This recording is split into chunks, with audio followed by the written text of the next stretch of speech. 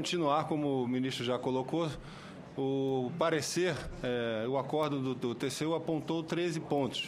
Mas quando nós vamos organizar os pontos, na verdade tem vários deles que versam sobre o mesmo tema. Então nós organizamos em 8 pontos para facilitar a sua apresentação. Eu vou passar agora para o que seria o 5º ponto. É um questionamento do relatório, do parecer do relator, sobre o decreto de contingenciamento adotado pelo governo federal em novembro de 2014, que se questiona a ausência de contingenciamento de despesas discricionárias no montante de 28 bilhões e se questiona se houve ou não utilização da execução orçamentária de 2014 para influenciar a apreciação do processo legislativo. São 2 pontos, mas sobre o mesmo documento, sobre o decreto de contingenciamento de novembro de 2014. Começando pelo primeiro ponto, em primeiro lugar, o decreto de programação orçamentária, ele, seguindo a metodologia estabelecida pela própria Lei de Responsabilidade Fiscal, ele se baseia num relatório de avaliação bimestral. Na política fiscal, o acompanhamento e as revisões são feitas de 2 em 2 meses, normalmente quase sempre em meses ímpares. Então você começa a fazer isso, primeiro decreto de janeiro, depois você faz em março e você vai de mês ímpar em mês ímpar. De 2 em 2 meses há essa reavaliação. O que esse decreto faz? Ele faz uma explicação do que aconteceu até aquele momento do ano e faz um cenário, faz uma reavaliação das ações do governo para o restante do ano. Ao fazer isso, ele por natureza, esse relatório é, por natureza, prospectivo. Ele tem que fazer considerações sobre o que vai acontecer na economia brasileira até o final daquele exercício. Ele faz considerações sobre o PIB, sobre a inflação, sobre a taxa de câmbio, sobre a taxa de desemprego, sobre a evolução do mercado de trabalho e faz considerações também sobre matérias em tramitação no Congresso Nacional que podem ser aprovadas durante o exercício em questão com efeitos no exercício em questão. Ele é um cenário prospectivo que envolve projeções de variáveis econômicas e hipóteses, cenários sobre matérias econômicas em tramitação no Congresso Nacional. Matérias que se aprovadas, terão efeito sobre a execução orçamentária.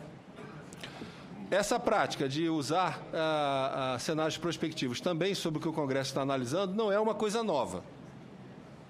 Isso foi feito, por exemplo, no segundo relatório bimestral de 2009, quando o governo alterou a meta. As senhoras e senhores devem se lembrar, em 2009 foi o ano que o Brasil foi mais impactado pela crise internacional. Naquele ano a economia registrou um crescimento negativo e o governo alterou a meta de resultado primário, propôs uma alteração da meta de resultado primário ali em abril. Isso foi feito em 2009. Foi analisado, foi aprovado pelo Congresso Nacional, foi analisado posteriormente na prestação de contas do governo ao TCU, sem nenhum questionamento.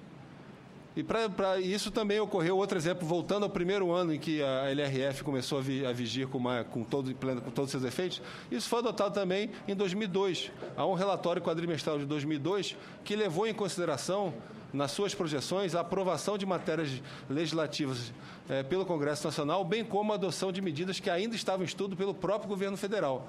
E esse relatório não foi objeto de questionamento por parte do TCU. Então, o primeiro ponto da nossa resposta ao questionamento do TCU é que o decreto de programação orçamentária ele se baseia, como manda a LRF, num relatório de avaliação de receitas e despesas. Uma avaliação tanto para trás, sobre o que aconteceu até aquele momento do ano, como para frente, sobre o que vai acontecer até o final do ano. E nessa avaliação, é natural você fazer projeções econômicas e considerações sobre o impacto de matérias em tramitação no Congresso Nacional. Sobretudo, são matérias que podem ter impacto no exercício em curso. No caso específico desse decreto, o governo não contingenciou 28 bilhões, ele trabalhou com a hipótese de que a sua proposta de mudança de meta seria aprovada pelo Congresso Nacional. O PL de mudança de meta foi enviado ao Congresso Nacional no dia 11 de novembro. O relatório bimestral foi publicado no dia 22 de novembro. No dia 24 de novembro, 2 dias depois do relatório de avaliação bimestral, a Comissão de Mista de Orçamento, a CMO, aprovou a mudança de meta. E o decreto de contingenciamento aconteceu 4 dias depois. Então, quando o decreto foi editado, o PLN 36, o PLN que propunha a redução da meta, que foi aprovado também no plenário, já tinha sido aprovado na Comissão Mista de Orçamento. Ou seja, essa hipótese era uma hipótese altamente plausível e se verificou adequada no cenário do governo. Em último lugar, naquele momento, final de 2014, final de novembro de 2014, estamos falando aqui da segunda quinzena de 2014, já havia indícios de redução do nível de atividade econômica no Brasil. Não era adequado, naquele momento, se contingenciar, cortar o gasto em 28 bilhões, adicionalmente. 28 bilhões correspondia naquela época a 0,5% do PIB. A economia brasileira já mostrava sinais de retração no nível de atividade econômica. Cortar 0,5% do PIB em 1 mês e 10 dias poderia, na verdade, agravar a situação econômica. Não era do interesse público, do interesse da sociedade, do interesse do bem-estar da população brasileira, das empresas, dos trabalhadores, aumentar o contingenciamento naquele momento. Sobretudo quando o governo já tinha mandado um projeto de lei para mudar a meta e esse projeto de lei já tinha sido aprovado na Comissão Mista de Orçamento. A redução do nível de atividade, como eu falei, não recomendável. A redução de 28 bilhões, a redução da meta foi aprovada em 15 de dezembro. Na verdade, a gente foi ver aqui o detalhe, o texto base foi aprovado pelo Congresso no dia 4 de dezembro. As emendas foram aprovadas, o texto final foi aprovado no dia 9 de dezembro. Enviou-se o PLN para presidente no dia 15 de dezembro. Tá? Se a gente for seguir a recomendação, o questionamento colocado no parecer do relator, o governo deveria ter contingenciado 28 bilhões de reais no final de novembro e revertido essa decisão 2 semanas depois, quando foi eventualmente aprovado o projeto de lei pelo Congresso Nacional. Isso daria uma volatilidade muito grande à execução da política fiscal, ou seja, não é recomendado do ponto de vista da prudência fiscal promover uma volatilidade dessa natureza, e naquele momento de retração do nível de atividade, não era recomendável reduzir a despesa do governo em cerca de 0,5% do PIB. A prova, como isso foi feito no passado, primeiro nós temos uma evolução da meta fiscal em 2009. Ali o governo propôs, na avaliação do segundo bimestre, está ali naquela linha amarela, o governo propôs a redução da meta. Enviou um PL em 14 de maio de 2009, que era o período do auge da crise, a economia estava se acelerando, o governo reduziu sua meta de primário. Esse PL foi aprovado pelo Congresso Nacional no dia 20 de novembro. O governo já, ao enviar o PL, trabalhou com a nova meta submetida ao Congresso Nacional. E depois não só reduziu a meta, como também aumentou, aquela segunda linha ali, aumentou o abatimento proposto da meta de resultado primário. Nessa época existia aquele abatimento pelos investimentos do PAC. Então, o que esse slide mostra é que trabalhar com um projeto submetido ao Congresso já foi adotado no passado, foi adotado em 2009, o governo começou a trabalhar com isso a partir de maio, o projeto só foi aprovado em novembro e isso não foi objeto de questionamento pelo TCU em relação às contas desse ano. Aí vem alguns slides com a avaliação do TCU. Eu vou só ler a parte, esses slides estão todos na avaliação das contas da presidência de 2009, só ler o parágrafo do meio. Posteriormente, considerando o cenário pós-crise econômica deflagrado ao final de 2008, o Poder Executivo enviou ao Congresso Nacional, por meio da mensagem 326, de 12 de maio de 2009, o projeto de lei número 15, com vistas a legitimar a execução de uma política fiscal anticíclica mediante alteração das metas fiscais inicialmente fixadas. As referidas propostas de alteração das metas foram legitimadas com a publicação da Lei 12.053, de 9 de outubro de 2009, que alterou a Lei 11.768, de 2008, conforme resumido no quadro a seguir. Conclusão.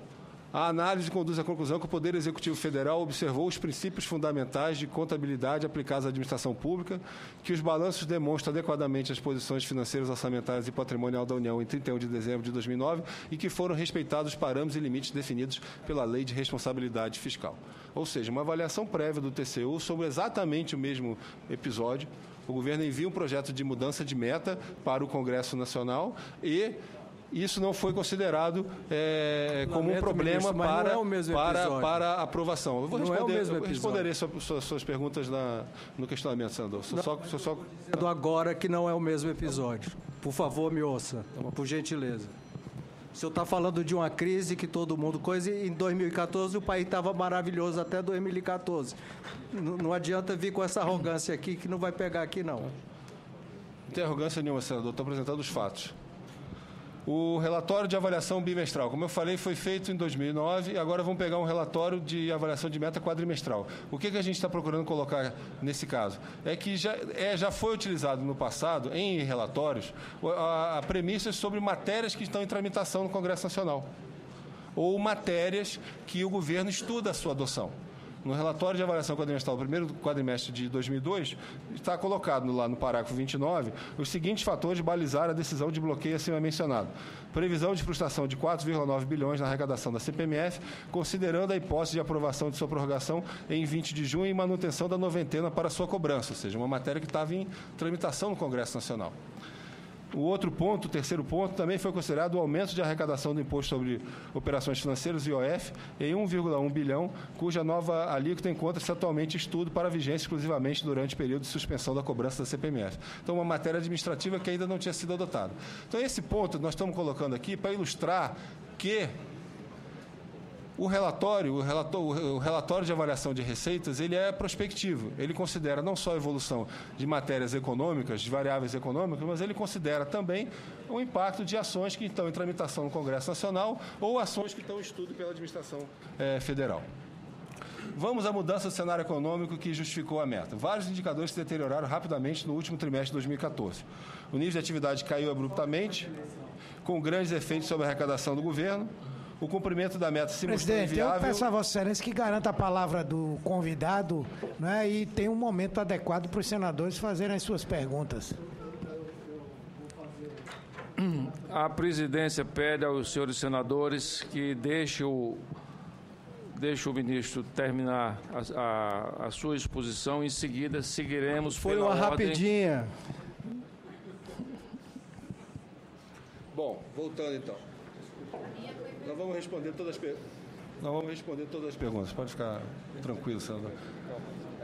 Vários indicadores se deterioraram rapidamente no último trimestre, o nível de atividade caiu abruptamente, o cumprimento da meta se mostrou inviável e inadequado naquele momento, na verdade, ia pressionar a economia mais para baixo, e um contingenciamento adicional naquele momento seria prejudicial do ponto de vista econômico e social, contrário ao interesse público. Para ilustrar isso com números, essa evolução do crescimento da receita do governo. Receita do Tesouro Nacional, crescimento acumulado em 12 meses. Vocês podem ver assim, até o início da crise de 2008, o crescimento estava flutuando ali em torno de 15% ao ano. Quando vem a crise, o crescimento da receita cai, ele vai para menos de 5%.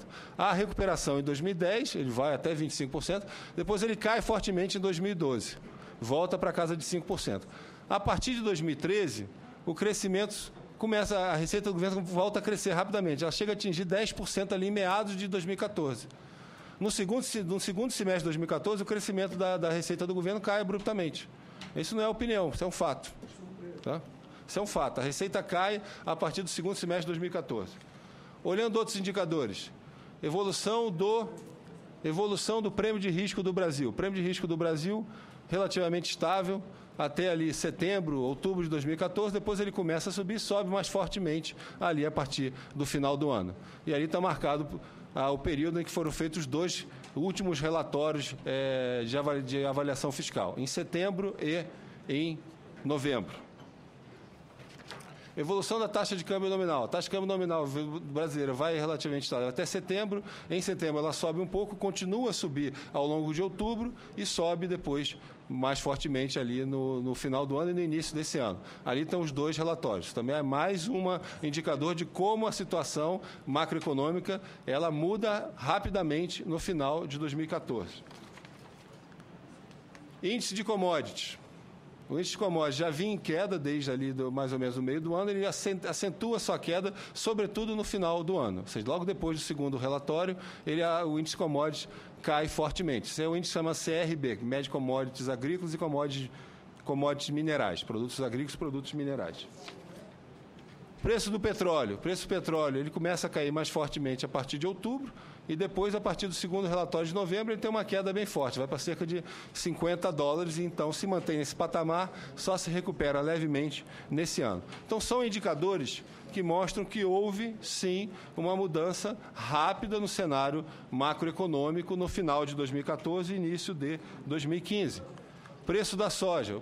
O preço da soja começa a cair no meio de 2014, em outubro de 2014 ele dá mais uma queda, atinge um vale, depois ele se recupera, mas ele fica mais ou menos estável a partir daquilo. Aqueles são o período dos 2 relatórios de avaliação fiscal, ou seja, novamente uma mudança, uma quebra, né, estrutural no final do ano de 2014.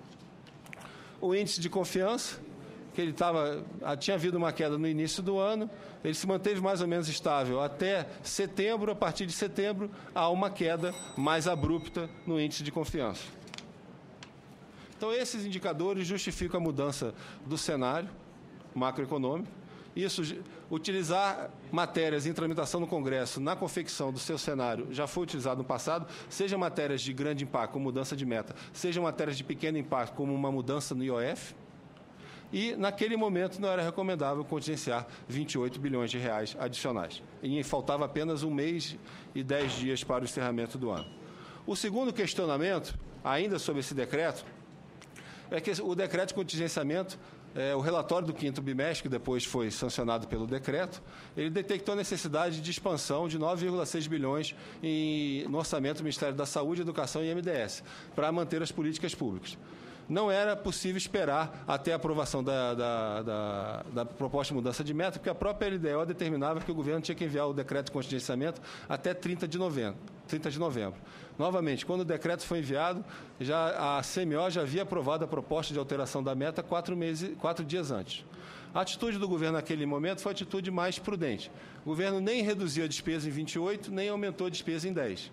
Ele manteve a despesa no mesmo patamar e condicionou a liberação desse descontingenciamento do 9,6 à mudança de meta. Isso foi feito de forma transparente.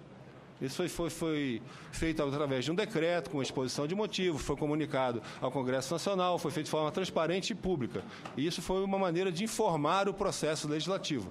Isso, para nós, não condiciona uma tentativa de influenciar o projeto legislativo de uma maneira errada. É, na verdade, a obrigação do governo informar o processo legislativo. Nesse caso, a postura do governo foi altamente conservadora, no sentido de não cortar 28 bilhões e também não aumentar o gasto imediatamente em cerca de 9,6 bilhões. Eu vou para os últimos 3 pontos de questionamento do TCU, do parecer. São pontos que lidam com a execução orçamentária. O ponto número 6, há um questionamento sobre a extrapolação de limites no orçamento de investimento de várias estatais ao longo do ano de 2014. Esse mesmo tema é objeto de 2 questionamentos. Mas, na verdade, eles versam sobre a mesma questão. Em primeiro lugar, as estatais possuem regime jurídico de empresas privadas, várias estatais consideradas, com autonomia e recursos próprios. No dia a dia, essas empresas gerenciam o seu caixa e fazem acompanhamento mensal, reportando ao Ministério do Planejamento eventuais desvios em relação à lei orçamentária. Esses desvios podem acontecer. Às vezes, você tem uma decisão judicial em que a estatal tem que cumprir, independente daquilo estar no seu orçamento. Às vezes você tem alguma falha operacional, um equipamento quebrou, para garantir o serviço, a estatal tem que realizar um orçamento de investimento. Às vezes um financiamento que a estatal contava com a sua aprovação, estava previsto no seu orçamento, não ocorre. Então a estatal tem que recorrer a outra forma de financiamento. Então, essas extrapolações, elas ocorrem em todos os anos. E elas depois são objetos de informe ao governo e são corrigidas via um decreto, via um projeto de lei ou via uma medida provisória ao final do ano. Então, isso que está em questionamento é uma coisa que decorre do dia a dia da operação das estatais e tem ocorrido nos últimos 15 anos. No caso em questão, o número de ações que extrapolaram o que estava previsto inicialmente no orçamento, em termos de número de ações, foi 2,5% do total. Ou seja, no valores que estavam abaixo do que se via nos anos anteriores. Você vê em 2011 foi 3, 2012 foi 2,8, 2013 foi 4,8, já teve o ano mais alto foi 6,8. Se a gente considerar o valor dessas extrapolações, dessas decisões de investimento em relação ao orçamento total, o ano 2014 foi o segundo menor da série. O valor extrapolado foi 0,2% total do orçamento inicialmente proposto para as estatais. O ano mais baixo foi 2010, que foi 0,1%. Ou seja, é uma prática que decorre da própria natureza de operação, do dia a dia das estatais. Às vezes acontecem decisões judiciais, decisões operacionais que têm que ser atendidas imediatamente, e depois isso é corrigido e informado ao Ministério do Planejamento. O ano em questão é um ano em que essa extrapolação foi um dos valores mais baixos verificados nos últimos 15 anos. Logo, por isso, nós não consideramos isso um motivo de contestação das contas da Presidente. Esse aqui é a mesma tabela na forma de gráfico, mostrando que a tendência tem sido decrescente. Né? Desde 2000, a tendência tem sido decrescente. E aqui é um resumo das estatais que extrapolaram, basicamente estatais do setor de energia. 2014 foi um ano com uma grande seca que gerou bastante necessidade financeira sobre algumas empresas, problemas operacionais. Então, problemas e equipamentos foram fontes de duas dessas extrapolações. Ações judiciais do Ministério Público, cumprimento disso foi de uma. Não recebimento de financiamento que estava previsto.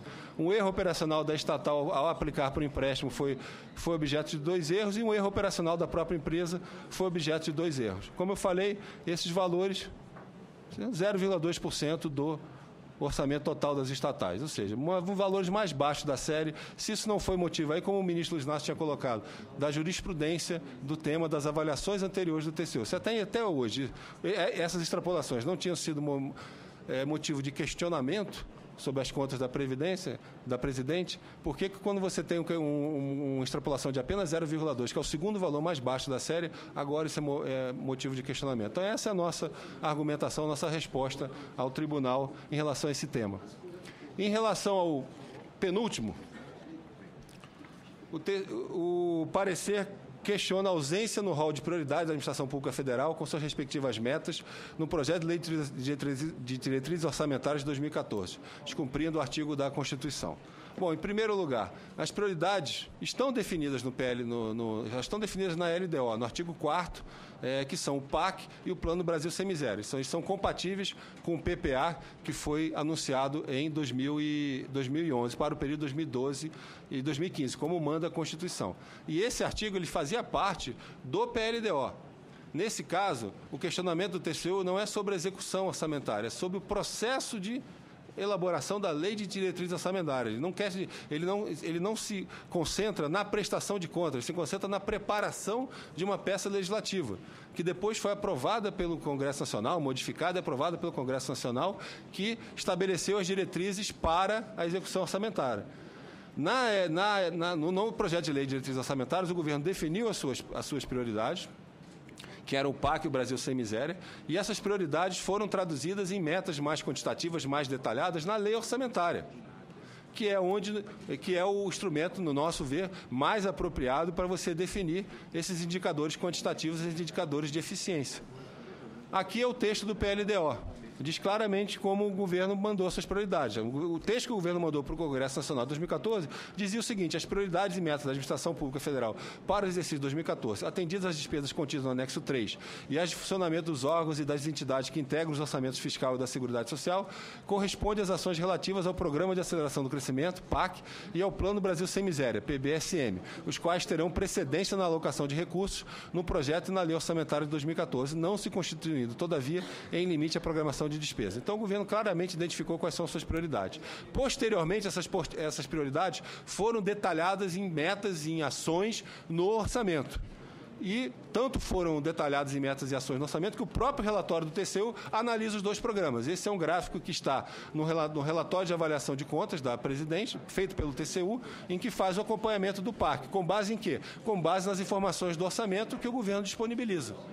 Essas informações do PAC permitem o acompanhamento pelo TCU. Esse é o próprio relatório apresentado para a resposta do governo. E também o Programa Brasil Sem Miséria. O próprio relatório de prestação de contas da Presidente analisa a evolução do Programa Brasil Sem Miséria com indicadores: número de programa, número de ações, duração, empenho, inscrição réis a pagar, quanto foi empenhado por ministério. Ou seja, o governo definiu suas prioridades no PLDO, Essas prioridades foram depois objetos de análise e aprovação na LDO, foram detalhadas na lei orçamentária em forma quantitativa e o acompanhamento da execução da lei orçamentária permite o acompanhamento desses programas, a avaliação de efetividade, de adequabilidade desses programas pelo próprio TCU, como está no relatório de prestação de contas de 2014. E essa recomendação já tinha sido apresentada em outros momentos pelo TCU. O próprio relatório considera que essa recomendação está parcialmente atendida. Tá? O último grupo é o indicadores e metas do PPA 2001-2015. O parecer, e depois aprovado como acordo, questionamento ao governo federal é a existência de distorções materiais que afastam a confiabilidade de parcela significativa das informações relacionadas a indicadores e metas previstas no plano plurianual. Bom, nesse caso, essa é uma recomendação que o TCU já havia feito ao Ministério do Planejamento em 2013. E o Ministério do Planejamento já havia apresentado sua manifestação e o TCU considerou que essa recomendação está em processo de atendimento, como consta do próprio relatório do ministro Nardes. Como você atende isso? O PPA já foi aprovado para o período até 2015. Então, na execução do PPA, você procura melhorar o monitoramento daquelas metas do projeto de lei já aprovado pelo Congresso Nacional. E a melhor maneira de atender essa recomendação é incorporar essas recomendações do TCU na próxima oportunidade, no próximo PPA, que é exatamente o que nós estamos fazendo agora. Nós estamos no processo de elaboração do PPA para o período de 2016 a 2019, que vai ser enviado ao Congresso Nacional até o final de agosto. Para a elaboração do PPA 2016 a 2019, o Ministério do Planejamento está aperfeiçoando a metodologia, incluindo recomendações do TCU, em especial para o conjunto de indicadores e metas dos programas temáticos. Uma das principais orientações de elaboração do novo PPA é o aperfeiçoamento da definição dos objetivos com metas para permitir a seleção mais qualificada dos indicadores para que o TCU e toda a sociedade, o Congresso, os analistas possam melhor avaliar os programas do governo. E essa é a avaliação do TCU sobre esse questionamento, ou seja, há esse questionamento das contas da presidente, mas o próprio relatório, na página 590, considera que esse questionamento está em atendimento. Comentário: a Secretaria de Planejamento e Investimento informou que o processo de elaboração do PPA para o período 2016 a 2019 encontra-se em andamento, que estão sendo realizados esforços no sentido de promover o aprimoramento na elaboração dos indicadores e metas que constarão do novo plano. Então, essa é a matéria de execução orçamentária em que o próprio relatório do TCU considera que está em atendimento. Então, esses são os 8 pontos os 8 itens, principais pontos de resposta ao governo a esse questionamento por parte do TCU. Eles vão ser objetos da nossa resposta, que será entregue ao TCU na próxima semana, e nós também, em paralelo a isso, estamos participando, fazendo audiências como essa e também fazendo conversas com as bancadas partidárias que se interessarem em ouvir ou questionar esses argumentos. Muito obrigado.